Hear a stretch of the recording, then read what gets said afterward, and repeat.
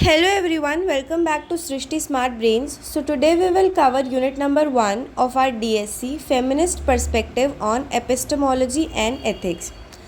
So basically सबसे पहले syllabus देख लेते हैं. So our unit number 1 is Feminist Epistemology, जिसमें हम एलिजाबेथ एंडरसन और मोयरा गेटन्स के आइडियाज़ को समझेंगे. मैं आपसे प्रॉमिस करती हूँ कि आज की क्लास के बाद आपका दुनिया को देखने का और किताबों में लिखी बातों पर भरोसा करने का नज़रिया पूरी तरह से बदल जाएगा. तो चलिए बिना किसी मुश्किल के ये टेक्निकल शब्दों को और इस टॉपिक को सिंपल और रियल लाइफ एग्जाम्पल्स के साथ समझते हैं.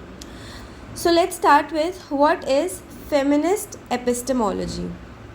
सबसे पहले समझते हैं कि एपिस्टेमोलॉजी का क्या मतलब होता है.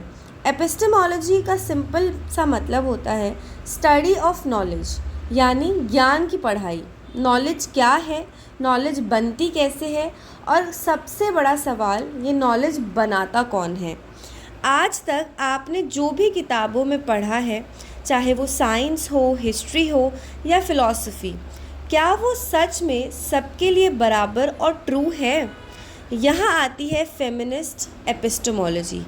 एलिजाबेथ एंडरसन ने अपने फेमस ऐसे feminist epistemology and interpretation and a defence में इस कॉन्सेप्ट को बहुत खूबसूरती से समझाया है.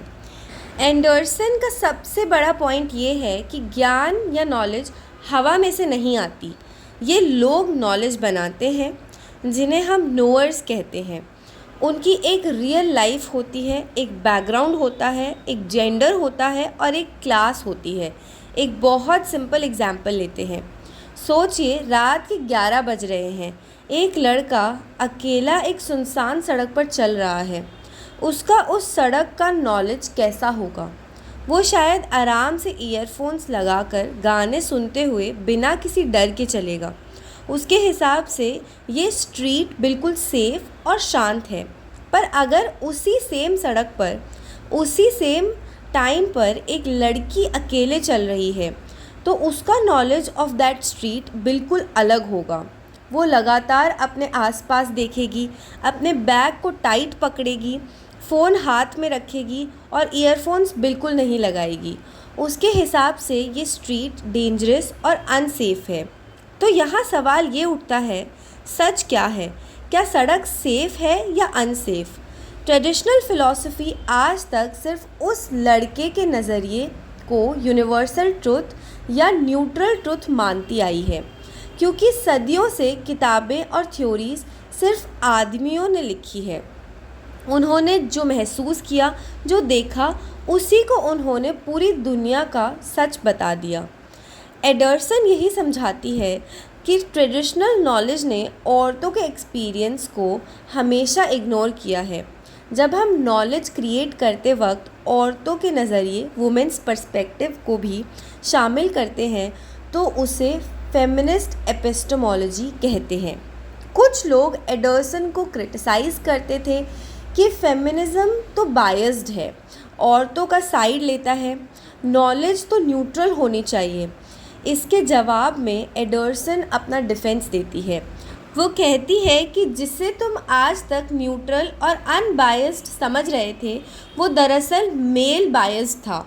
अगर आप औरतों के एक्सपीरियंसेस को ऐड करते हो, तो आप नॉलेज को और ज़्यादा सच्चा, कंप्लीट और ऑब्जेक्टिव बना रहे हो. इसको एक और रियल लाइफ एग्जाम्पल से समझते हैं. सदियों से मेडिकल बुक्स में लिखा था कि हार्ट अटैक के सिम्टम्स हैं सीने में दर्द और लेफ़्ट आर्म में पेन.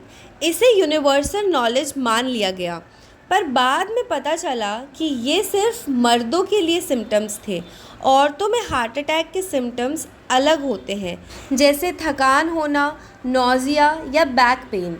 क्योंकि मेडिसिन ने बस मर्दों पर टेस्टिंग की और उन्हीं के डेटा को सबका सच मान लिया. फेमिनिस्ट एपिस्टेमोलॉजी इसी चीज़ को ठीक करने की बात करती है. वो कहती है कि ज्ञान अब तक अधूरा है जब तक उसमें हर ग्रुप का एक्सपीरियंस शामिल ना हो. अब हम आते हैं इस यूनिट के दूसरे हिस्से पर, जहां हम मोयरा गेटन्स के ऐसे the feminist critic of philosophy को डिस्कस करेंगे. यहाँ हमारा मेन वर्ड है एंड्रोसेंट्रिसिटी. एंड्रो का मतलब है मेल और सेंट्रिक मतलब सेंटर मतलब केंद्र। तो एंड्रोसेंट्रिसिटी का मतलब हुआ किसी ऐसी चीज़ का होना जहां आदमी सेंटर में है और दुनिया को सिर्फ उन्हीं की नज़रों से देखा और समझा जा रहा है। मोइरा गेटेंस अपनी राइटिंग में बताती है कि हमारी जो ट्रेडिशनल फ़िलॉसफी है जिसे हम इतनी रिस्पेक्ट देते हैं, जैसे प्लेटो, एरिस्टोटल, इन सब की बातें, वो पूरी तरह से एंड्रोसेंट्रिक है। ट्रेडिशनल फ़िलासफ़र्स ने एक बहुत बड़ा धोखा किया है। उन्होंने ह्यूमन लाइफ को दो हिस्सों में बांट दिया जिसे हम डुअलिज़म कहते हैं। उन्होंने डिविजन्स बनाए, first mind versus body, second reason versus emotion, third public versus private. Gatens समझती है कि फ़िलासफ़र्स ने हमेशा पहले वाले हिस्से को माइंड, रीज़न और पब्लिक सुपीरियर और महान बताया, और सबसे बड़ी प्रॉब्लम यहाँ आई, उन्होंने इन सुपीरियर चीज़ों को मर्दों के साथ जोड़ दिया। उन्होंने कहा कि आदमी रैशनल होता है, लॉजिकल सोचता है और बाहर की दुनिया के बड़े बड़े काम करने के लायक है, और दूसरी तरफ उन्होंने बॉडी, इमोशन और प्राइवेट लाइफ को इन्फीरियर मतलब कि नीचा बताया और इन सबको औरतों के साथ जोड़ दिया। फ़िलासफ़िकल थ्योरीज़ में ये स्टैब्लिश कर दिया गया कि औरतें इमोशनल होती हैं, उनका दिमाग से ज़्यादा दिल चलता है और इसीलिए वो सिर्फ घर मतलब प्राइवेट स्फेयर तक ही ठीक है। उन्हें फ़िलासफ़ी, साइंस या पॉलिटिक्स जैसे दिमाग वाले कामों के लायक नहीं समझा गया।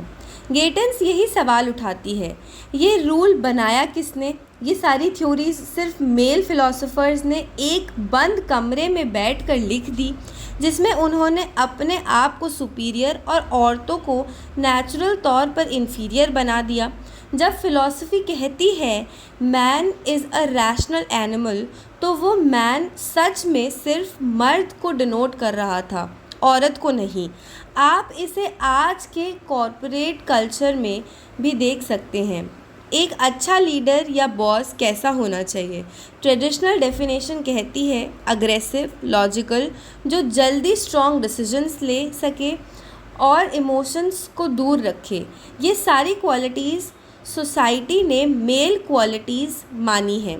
तो जब कोई औरत लीडरशिप रोल में आती है और अगर वो एम्पैथी, दूसरों का दुख समझना या केयर दिखाती है, तो उसे बोला जाता है कि she is too emotional for this job.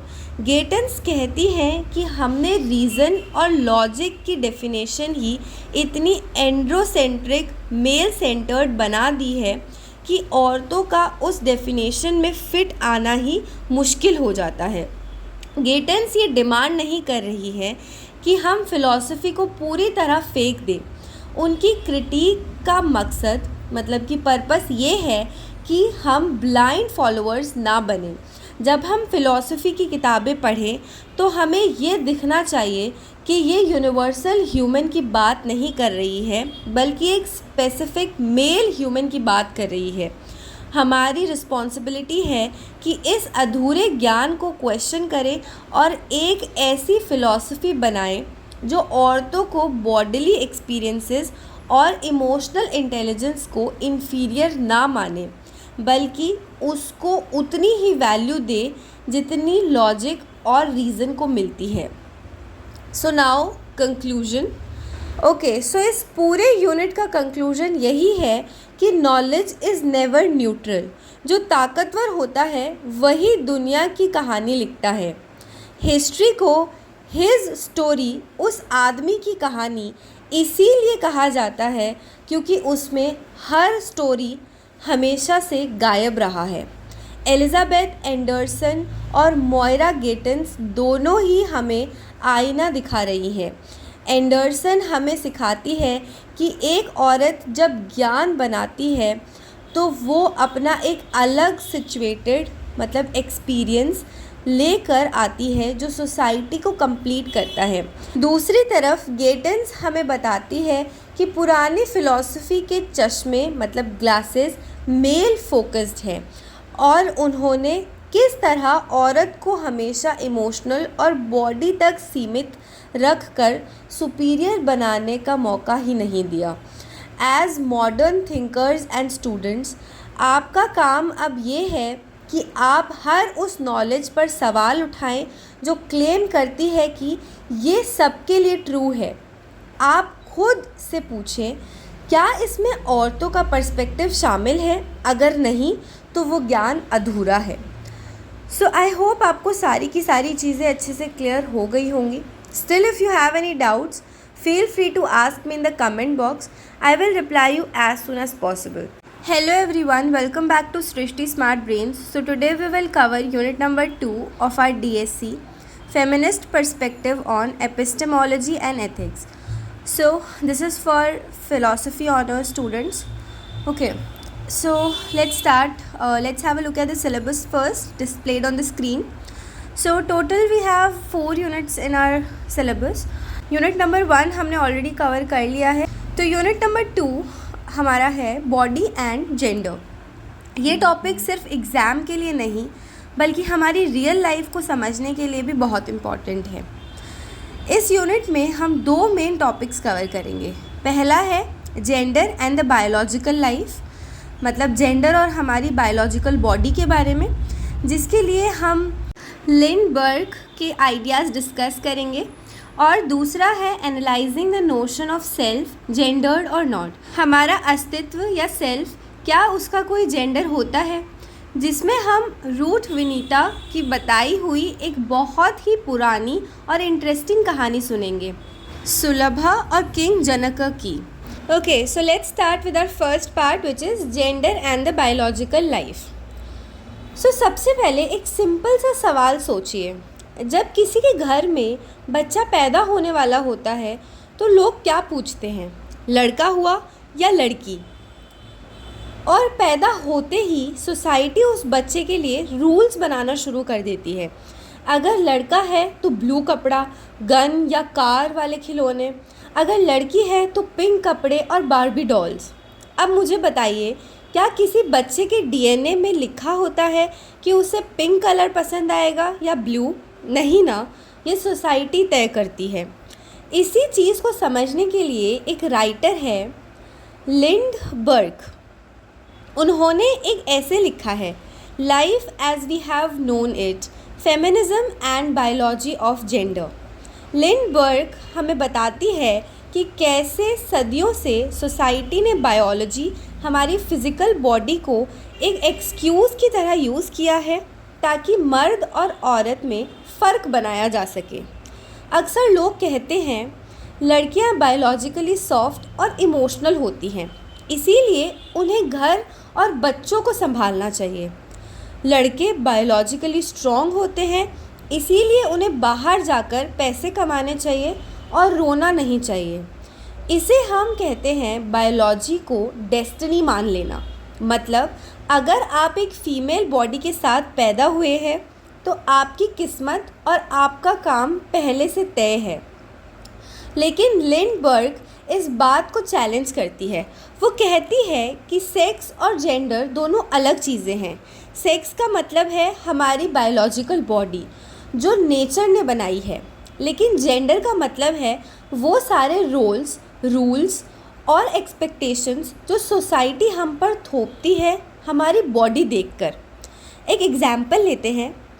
आपने गांव में या अपने आसपास औरतों को देखा होगा जो सर पर भारी पानी के मटके उठाकर मीलों तक चलती है या खेत में दिन भर मेहनत करती है। लेकिन सोसाइटी फिर भी यही मानती है कि औरतें वीकर सेक्स, कमज़ोर होती है। अगर वो फिज़िकली इतनी वीक है तो इतना हार्ड फिज़िकल वर्क कैसे कर रही है? इसका मतलब है कि हमारी बायोलॉजिकल बॉडी इतनी लिमिटेड नहीं है जितनी सोसाइटी हमें बताती है। लिंडबर्ग कहती है कि साइंस और बायोलॉजी को हिस्टोरिकल तरीके से सिर्फ मेल्स को सुपीरियर दिखाने के लिए ट्विस्ट किया गया। उनका मेन मैसेज ये है कि हमारी बॉडी एक मशीन नहीं है जो सोसाइटी के सेट किए हुए रूल्स पर ही चलेगी। फेमिनिज़म यही डिमांड करता है कि आप किसी को उसकी फ़िज़िकल बायोलॉजी के बेसिस पर एक डब्बे में बंद करके ना रखें। ओके, अब हम लोग चलते हैं हमारे सेकंड पार्ट की तरफ, which is the self gendered और नॉट। क्या हमारी आत्मा का कोई जेंडर है?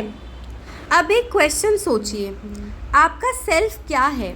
सेल्फ मतलब आपका कोर, आपकी आत्मा, आपकी कॉन्शियसनेस। क्या इस सेल्फ का कोई मेल या फीमेल टैग होता है? इसके लिए हम एक बहुत ही पुरानी और ज़बरदस्त डिबेट को पढ़ेंगे जो एंशिएंट इंडिया महाभारत के टाइम में हुई थी। इसे हमारी दूसरी रीडिंग में रुथ वनीता ने एक्सप्लेन किया है। The self is not gendered, Sulabha's debate with king Janak. चलिए इसको एक स्टोरी की तरह सुनते हैं। बहुत पहले एक राजा थे, किंग जनक। वो एक बहुत बड़े फ़िलासफ़र माने जाते थे। उन्हें लगता था कि उन्होंने सब कुछ सीख लिया है और वो अपनी मटीरियल बॉडी मोह माया से बिल्कुल आज़ाद हो चुके हैं। एक दिन उनके दरबार में एक साध्वी आती है जिसका नाम था सुलभा। सुलभा बहुत ही इंटेलिजेंट, पढ़ी लिखी और आज़ाद औरत थी। वो जनक की नॉलेज को टेस्ट करने आई थी। जब सुलभा वहाँ आई और जनक से सवाल जवाब करने लगी तो किंग जनक को बहुत गुस्सा आया। क्यों? क्योंकि जनक जो खुद को बड़ा महान और इक्वल सोचे थे, उनका ईगो हर्ट हो गया कि एक औरत उन्हें चैलेंज कर रही है। जनक ने सुलभा को बहुत जज किया। उन्होंने उसके कैरेक्टर पर सवाल उठाए और कहा, तुम एक औरत हो, तुम सुंदर हो, तुम अकेले क्यों घूम रही हो और तुम मुझ जैसे महान राजा को ज्ञान कैसे दे सकती हो? बेसिकली जनक ने सुलभा की बॉडी और उसके जेंडर पर अटैक किया, उसकी नॉलेज पर नहीं। अब यहाँ आता है सुलभा का मास्टर स्ट्रोक रिप्लाई, जो रूथ वनीता कहती है कि आज की फेमिनिज्म से भी ज़्यादा एडवांस्ड था। सुलभा शांति से मुस्कुराई और बोली, राजन, आप खुद को बड़ा ज्ञानी कहते हैं, पर आप तो अभी भी बॉडी के इल्यूजन में फंसे हुए हैं। सुलभा ने एक्सप्लेन किया कि हमारी बॉडी क्या है। ये सिर्फ 5 एलिमेंट्स धरती, पानी, आग, हवा, आकाश से बनी है। क्या पानी का कोई जेंडर होता है? नहीं। क्या आग मर्द या औरत होती है? नहीं। हमारे ब्लड, बोन्स और मसल्स का कोई जेंडर नहीं होता। ये सिर्फ फिज़िकल मटेरियल्स हैं। सुलभा आगे कहती है, मेरा जो सेल्फ है, मेरी आत्मा या मेरा कोर एग्जिस्टेंस, उसका कोई जेंडर नहीं है और आपका जो सेल्फ है उसका भी कोई जेंडर नहीं है। तो जब हम दोनों अंदर से बिल्कुल सेम हैं, तो आप मुझे एक छोटी नज़र से क्यों देख रहे हैं? सिर्फ मेरी फ़िज़िकल बॉडी की वजह से? ओके, सो बेसिकली हमने इस यूनिट में क्या समझा? अगर हम लिंडा बर्ग, वेस्टर्न साइंस और सुलभा, इंडियन फ़िलॉसफी, दोनों को देखें तो दोनों एक ही बात अलग अलग तरीके से कह रही है। बर्ग कह रही है कि सोसाइटी बायोलॉजी को यूज़ करके हमें कंट्रोल करती है और हमें बॉडी को डेस्टिनी नहीं मानना चाहिए। वहीं सुलभा कह रही है कि अल्टीमेट लेवल पर बॉडी एक टेम्परेरी चीज़ है और हमारा असली सेल्फ टोटली जेंडरलेस, बिना किसी जेंडर के है। दोनों रीडिंग्स हमें सिखाती है कि हमें इंसान को उसकी फ़ीमेल या मेल बॉडी से बढ़कर देखना चाहिए। हमारी एबिलिटीज़, हमारी इंटेलिजेंस और हमारी सोल, इन सबको बॉडी के डब्बे में पैक नहीं किया जा सकता। Okay, so this was our unit number 2। इस वाले पर्टिकुलर वीडियो में हम लोग यूनिट नंबर 3 को कवर करने वाले हैं, विच is women and the surroundings. जब हम वुमेन और सराउंडिंग की बात करते हैं तो इसका मतलब है कि औरतों के आसपास का एनवायरनमेंट, उनकी सोसाइटी और उनका स्टेटस कैसे था और कैसा है। सोसाइटी एक दिन में नहीं बनती, इसीलिए हमें हिस्ट्री में जाना पड़ेगा। इस यूनिट में हमारे पास 2 मेन टॉपिक्स हैं। First, women in ancient India, प्राचीन भारत में महिलाओं की स्थिति। Second, Islamic perspective on feminism, इस्लाम में महिलाओं के अधिकार। So now let's start with our first topic which is women in ancient India, प्राचीन भारत। जब हम एंशिएंट इंडिया बोलते हैं तो आपके दिमाग में क्या आता है? शायद ऋषि मुनि, आश्रम, राजा महाराजा, राइट? एंशिएंट इंडिया को हम दो पार्ट्स में समझ सकते हैं, अर्ली वैदिक पीरियड, बहुत पुराना टाइम, और लेटर वैदिक पीरियड, उसके थोड़ा बाद का टाइम। और इन दोनों टाइम्स में औरतों की लाइफ बिल्कुल अलग थी। द गोल्डन एज, अर्ली वैदिक पीरियड। अगर मैं आपसे कहूँ कि आज से हज़ारों साल पहले इंडिया में औरतों को वो सारी राइट्स मिले हुए थे जो आज की मॉडर्न वुमेन डिमांड करती है, तो क्या आप बिलीव करोगे? पर ये सच है। अर्ली वैदिक टाइम में वुमेन की स्टेटस बहुत हाई थी, उन्हें बिल्कुल मेन के बराबर समझा जाता था। फर्स्ट, एजुकेशन, पढ़ाई लिखाई। आज हम बेटी बचाओ बेटी पढ़ाओ की बात करते हैं। उस टाइम पर बेटियों को पढ़ाना एक नॉर्मल बात थी। लड़कियों का भी उपनयन, सेक्रेड थ्रेड सेरेमनी होता था, जिसका मतलब था कि अब उनकी एजुकेशन शुरू होगी। गार्गी और मैत्री जैसे बहुत इंटेलिजेंट औरतों का नाम हिस्ट्री में आता है। Second is marriage. लड़कियों की शादी बचपन में नहीं होती थी, नो चाइल्ड मैरिज। वो बड़ी होकर, मेंटली मैच्योर होकर अपना लाइफ पार्टनर खुद चुनती थी। आपने स्वयंवर के बारे में तो सुना ही होगा। ये एक तरह के आज का मॉडर्न कॉन्सेप्ट ही था, जहाँ एक लड़की के पास चॉइस होती थी कि उसे किससे शादी करनी है। थर्ड, प्रॉपर्टी और रिचुअल्स। घर के बड़े डिसीजंस में उनकी मर्जी शामिल होती थी। कोई भी रिलीजियस पूजा या हवन बिना पत्नी के पूरा नहीं माना जाता था। Now let's see the decline, later Vedic and Smriti period. पर सोसाइटी हमेशा एक जैसी नहीं रहती, वक्त बदलता और धीरे धीरे लेटर वैदिक पीरियड आते आते महिलाओं की स्थिति खराब होने लगी। सोसाइटी मेल डोमिनेटेड बनने लगी, मतलब पेट्रियार्कल बनने लगी। फर्स्ट, पढ़ाई छूट गई। लड़कियों के लिए एजुकेशन के दरवाजे बंद होने लगे। उनसे कहा गया कि उनका मेन काम सिर्फ घर संभालना और बच्चे पालना है। जैसे फॉर एग्ज़ाम्पल इमेजिन करो कि आपकी सिस्टर जो बहुत अच्छी स्टूडेंट है, उसको स्कूल जाने से रोक दिया जाए और बोला जाए कि तुम्हारा काम सिर्फ किचन तक है। उस टाइम की औरतों के साथ यही होना शुरू हुआ। सेकेंड, बुरे कस्टम्स शुरू हुए। सती प्रथा, हस्बैंड की डेथ पर वाइफ को ज़िंदा जला देना, चाइल्ड मैरिज, बचपन में शादी और पर्दा सिस्टम सोसाइटी में आने लगा। विडोज़ की लाइफ बहुत ख़राब कर दी गई, उन्हें दोबारा शादी करने का हक नहीं था। थर्ड, प्रॉपर्टी राइट्स छिन गए। लड़कियों का अपने पति या फादर की प्रॉपर्टी पर कोई हक नहीं रहा। उन्हें पूरी तरह से आदमियों पर डिपेंडेंट कर दिया गया। बचपन में फादर पर, जवानी में हस्बैंड पर और बुढ़ापे में बेटे पर। तो एंशिएंट इंडिया में हम एक ग्राफ देखते हैं। पहले वो ग्राफ बिल्कुल टॉप पर था जहाँ इक्वालिटी थी, और फिर धीरे धीरे वो ग्राफ नीचे गिर गया जहाँ औरतों को उनके बेसिक राइट से भी दूर कर दिया गया। अब हम लोग चलते हैं हमारे नेक्स्ट पार्ट की तरफ, which is Islamic perspective on feminism. आज के टाइम में टीवी या सोशल मीडिया पर बहुत डिबेट्स होती है कि इस्लाम में औरतों की स्थिति कैसी है। लोगों को लगता है कि रिलीजन बहुत स्ट्रिक्ट है, पर सच्चाई और हिस्ट्री को समझने के लिए हमें 7th सेंचुरी के अरेबिया में जाना होगा, जब इस्लाम की शुरुआत हुई थी। तो सबसे पहले समझते हैं बिफोर इस्लाम, प्री इस्लामिक अरेबिया। इस्लाम आने से पहले अरब की सोसाइटी में औरतों की हालत बहुत ही ज़्यादा ख़राब थी। उस टाइम को एज ऑफ इग्नोरेंस कहा जाता है। वहाँ फीमेल इन्फेंटिसाइड, बेटी पैदा होते ही उसे ज़िंदा दफना देना बहुत आम बात थी। औरत को कोई इंसान नहीं बल्कि एक प्रॉपर्टी या सामान समझा जाता था जिसे खरीदा और बेचा जा सकता था। रेवोल्यूशनरी चेंजेस ब्रॉट बाय इस्लाम। जब इस्लाम आया तो उसने इस सिस्टम को बिल्कुल बदल दिया।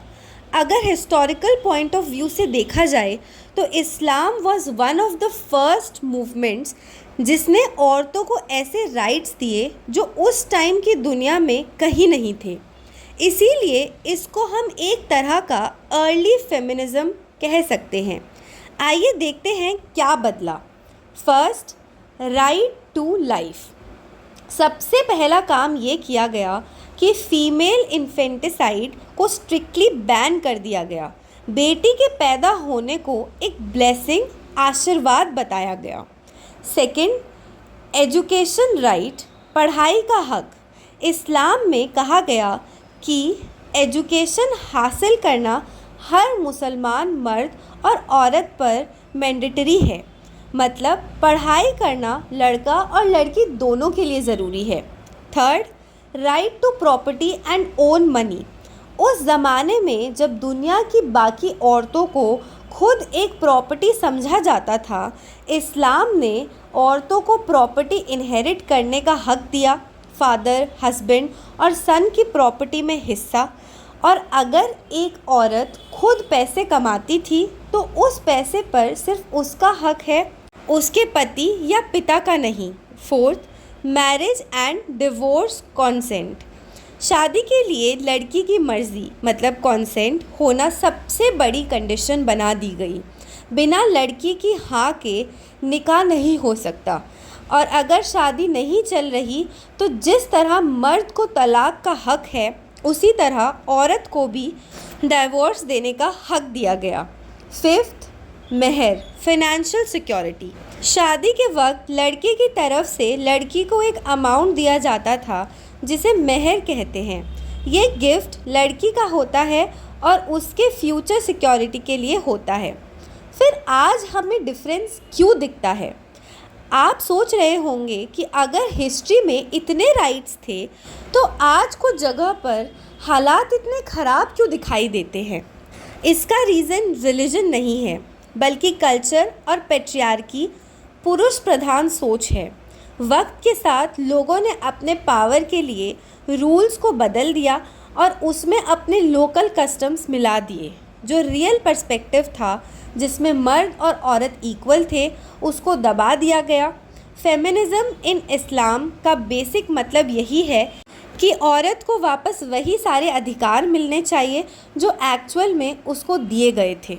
ओके, सो इस यूनिट का एक समरी देख लेते हैं। यूनिट नंबर 3 जिसका नाम था वुमेन एंड द सराउंडिंग, मतलब औरत और उसके आसपास की सोसाइटी। पहले हमने देखा वुमेन इन एंशिएंट इंडिया। इस पार्ट में हमने देखा कि कहानी कैसे शुरू हुई थी। अर्ली वैदिक पीरियड एक बहुत ही पॉजिटिव फेज था जहां औरत और मर्द एग्जैक्टली बराबर थे। लड़कियां पढ़ती थी, डिबेट्स करती थी और अपने डिसीजंस खुद लेती थी जैसे गार्गी। लेकिन लेटर वैदिक और स्मृति पीरियड आते आते सोसाइटी नैरो माइंडेड हो गई। औरतों को चार दीवारी में कैद कर दिया गया, एजुकेशन छीन ली गई और सती प्रथा जैसी बुराइयां सोसाइटी में आ गई। फिर हमने देखा इस्लामिक पर्सपेक्टिव ऑन फेमिनिज़म। इसमें हमने सीखा कि कैसे 7th सेंचुरी के अरब में जब औरतों के साथ एनिमल्स से भी बुरा बिहेवियर हो रहा था तब इस्लाम ने आकर उन्हें बेसिक ह्यूमन राइट्स दिए। उन्हें ज़िंदा रहने का, पढ़ाई करने का, प्रॉपर्टी रखने का और अपनी शादी का फ़ैसला लेने का पूरा हक दिया गया। जो इनइक्वालिटीज़ आज हम देखते हैं वो असल में सोसाइटी की बनाई हुई पैट्रियार्की का नतीजा है, ना कि उनके ओरिजिनल रिलीजियस टीचिंग्स का। सो बेसिकली हमने इसमें क्या सीखा? दोनों ही हिस्ट्रीज से हमने एक ही कॉमन लेसन मिलता है, चाहे एंशिएंट इंडिया हो या अर्ली इस्लाम। शुरुआत में वुमेन को राइट्स और रिस्पेक्ट दोनों मिले थे। प्रॉब्लम तब शुरू हुई जब सोसाइटी के कुछ लोगों ने पावर अपने हाथ में लेने के लिए औरतों को दबाना शुरू कर दिया। So as a modern student हमारी ड्यूटी है कि हम हिस्ट्री से सीखें और आज के सराउंडिंग को वुमेन के लिए वैसे ही ओपन, सेफ और इक्वल बनाएं जैसे वो एक टाइम पर हुआ करता था। So this was our unit number 3. So today we will cover unit number 4 of our DSC, Feminist Perspectives on Epistemology and Ethics. Let's have a look at the syllabus first, displayed on the screen. So our unit number 4 is Feminist Perspective. इस video में हम 2 major topics को cover करेंगे. First is feminist perspective on ethics, second is feminist perspective on bioethics. Okay, so first part से start करते हैं, feminist perspective on ethics. सबसे पहले समझते हैं कि एथिक्स क्या होता है. सिंपली पुट, एथिक्स हमें बताता है कि क्या सही है और क्या गलत, what is wrong and what is right. हमारी लाइफ में अच्छे और बुरे का फैसला एथिक्स के रूल्स करते हैं. लेकिन एलिसन जगर हमें एक बहुत बड़ा सवाल पूछने पर मजबूर करती हैं. वो कहती हैं कि हिस्ट्री में सदियों तक ये एथिक्स के रूल्स किसने बनाए. अगर आप हिस्ट्री देखेंगे तो मोस्टली बड़े बड़े फिलोसोफर्स आदमी मेल्स थे, क्योंकि सोसाइटी मेल डोमिनेंट थी. इसीलिए जो रूल्स बनाए गए उनमें मेल बायस यानी मर्दों का नज़रिया छुपा हुआ है. ट्रेडिशनल एथिक्स की प्रॉब्लम क्या थी. पुरानी फ़िलॉसफी में सिर्फ लॉजिक, स्ट्रिक्ट रूल्स, जस्टिस और अकेलापन को बड़ा माना जाता था. उनका फोकस सिर्फ पब्लिक लाइफ पर था, जैसे पॉलिटिक्स, बिजनेस या लॉ. जो लाइफ घर के अंदर होती थी यानी प्राइवेट लाइफ, उनको उन्होंने बिल्कुल इग्नोर कर दिया. उन्होंने इमोशंस, भावनाओं, प्यार और देखभाल को वीक माना. यहाँ एंट्री होती है फेमिनिस्ट एथिक्स की. फेमिनिस्ट एथिक्स कहती है कि पुरानी एथिक्स आधी अधूरी है.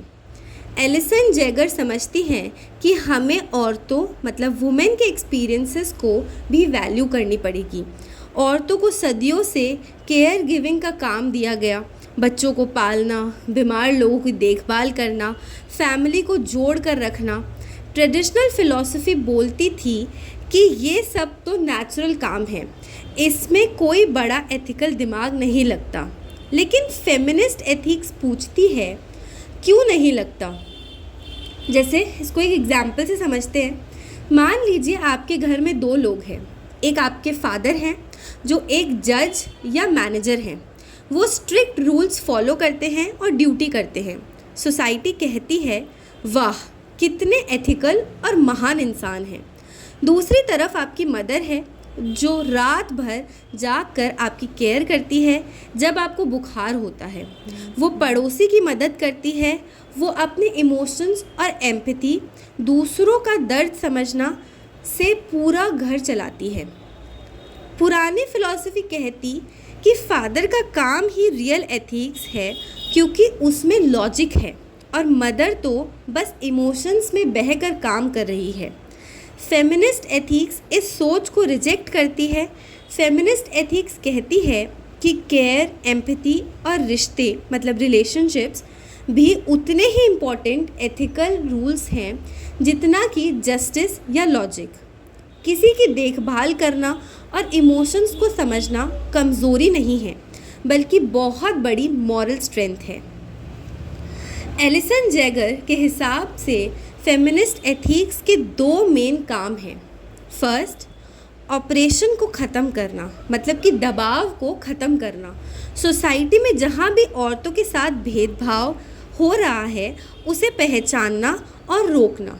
सेकेंड, मॉरल एक्सपीरियंस को रिस्पेक्ट देना.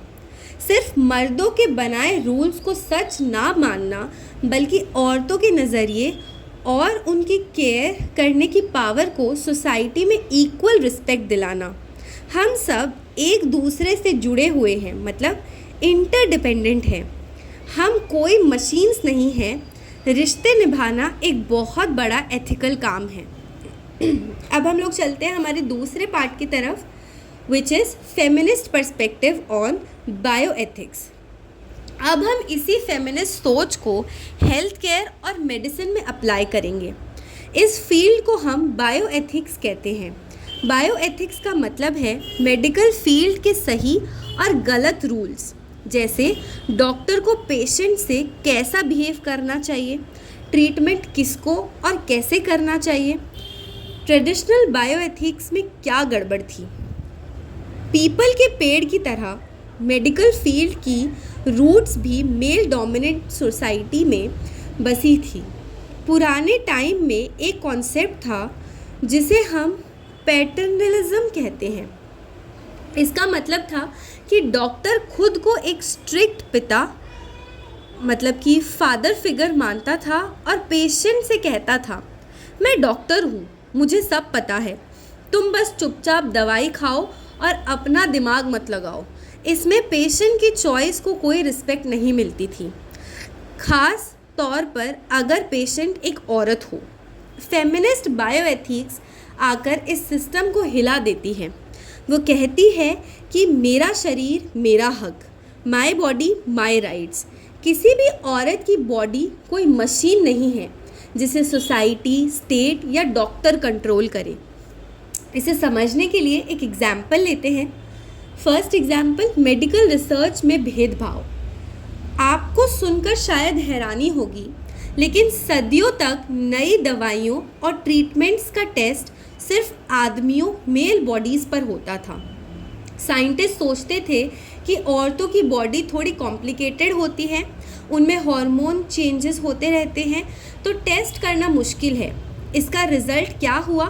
मेडिकल बुक्स में सारी बीमारियां मेल बॉडी के हिसाब से लिखी गई। आप हार्ट अटैक का ही एग्जाम्पल ले लीजिए। ये एग्जाम्पल पहले भी मैंने दिया है पिछले यूनिट में यूनिट नंबर 1 या 2 में आई गेव दिस एग्जाम्पल।